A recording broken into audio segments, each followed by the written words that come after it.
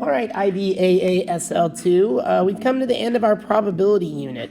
So today we're going to do some closure notes about all the possible topics that could come up on an exam.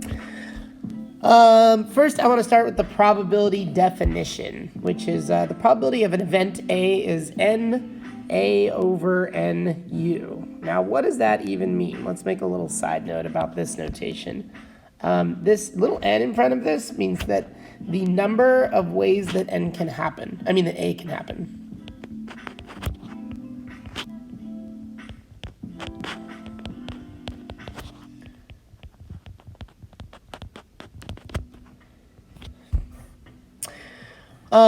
There's all sorts of different types of probability problems. I highly recommend with every single problem drawing some sort of sample space representation.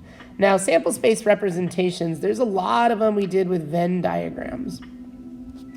Remember that you can have a classic Venn diagram, where there's two overlapping circles, but that's not the only way you can do Venn diagrams. You can do like one set living inside of another set. It really depends on like the information given in the problem, but you can have ones that look like this.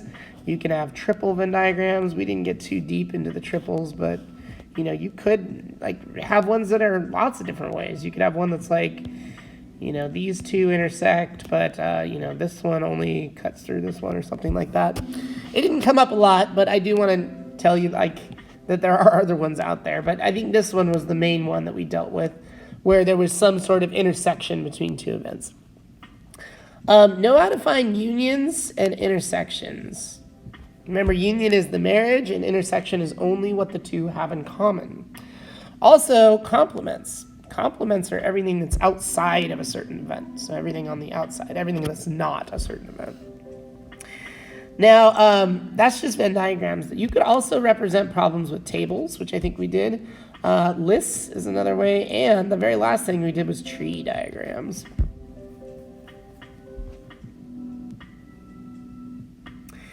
In terms of the formulas for probability, there's not too many, but knowing like which one to apply at certain times can be sort of confusing.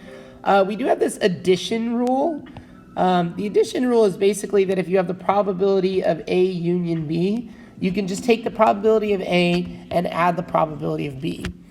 Now, if you're dealing with mutually exclusive events, which mutually exclusive means that there's no overlap between the two. They can't happen at the same time. Another way to say that is the intersection of the probability of A and B is 0. It's a 0 probability that the two happen at the same time. Then the formula is just this. You just add them together. If they're non-mutually exclusive events and you add A and B together, you've sort of double counted the area that's in between them. So you have to subtract out the probability of A intersection B because it's been double counted.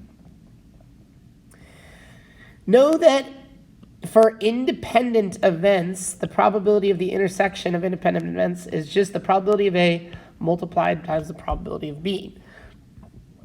Now, this conditional probability formula works for independent and dependent events.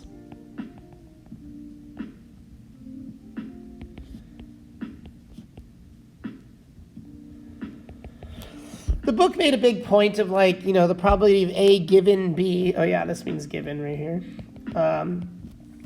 If they're independent, the probability of A given B is just the probability of A, and there was a bunch of different ways of saying that. But I really, to be honest, don't ever remember that. I always just go straight to here, and it will always work itself out, even if they're independent or dependent. Just go straight to that formula. The one last little formula topic that came up is anytime you see the probability of at least one, that is 1 minus the probability of none. Yeah, that's all I got for you guys. Good luck with the review. Please ask me questions in class.